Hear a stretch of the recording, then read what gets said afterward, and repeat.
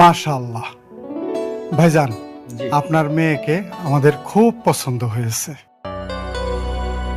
আলহামদুলিল্লাহ, আপনার ছেলেকেও আমার খুব পছন্দ হয়েছে। ডাক্তার ছেলে, ঢাকায় বাড়ি গাড়ি, একটা মেয়ের জন্য আর কি চায়। ইনশাল্লাহ বিয়ে হবে, তবে 20 লাখ টাকা দেন মোহর, আর আগামী শুক্রবারে বিয়ে। আলহামদুলিল্লাহ।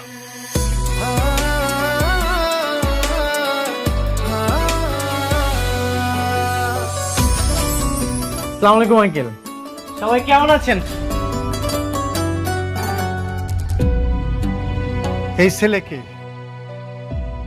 আঙ্কেল আপনি একটা মিষ্টি খান।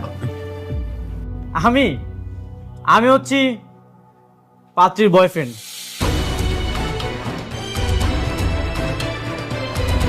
আমাদের 3 বছর রিলেশন। আঙ্কেল আন্টি সবকিছু তো জানে। আপনারা অন্য জায়গায় যান, অন্য জায়গায় যেয়ে পার্টি দেখেন। তুমি এভাবে এখন এখানে কেন? নেন। আমি তো আপনার সাথে দেখা করতে এসেছি। আঙ্কেল আপনার মনে নেই আপনার সাথে যখন আমার লাস্ট দেখা হয়েছিল তখন আপনি আমাকে কি বলেছিলেন? তোমার মতো বেকার ছেলের কাছে আমি আমার মেয়েকে বিয়ে দিব না। আঙ্কেল এখন তো আমি আর বেকার নেই, আমার তো চাকরি হয়ে গেছে। আর চাকরিটা যখন হয়েছে প্রথমে আমি আপনার সাথে দেখা করতে এসেছি। তাই বলে হুট করে তুমি একজনের বাসায় চলে আসবা নাকি? আমাদের বাসায় আসবা, আমাদেরকে জানা আসবা না, বলে আসবা না তুমি?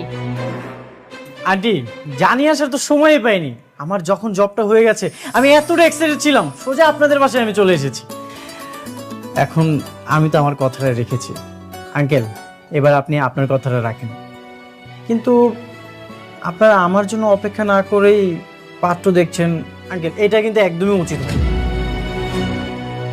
তার মানে তোমার চাকরিটা কনফার্ম? হ্যাঁ আমার তো চাকরিটা হয়ে গেছে, আগামীকাল থেকে আমি অফিসে জয়েন করব। বাবা তাহলে আমাদের এখন যাওয়া উচিত। হ্যাঁ ভাইজান আপনারা এখান থেকে চলে যান প্লিজ। সরেন, যেতে দেন। সরি। জি আপনারা সাবধানে যাবেন।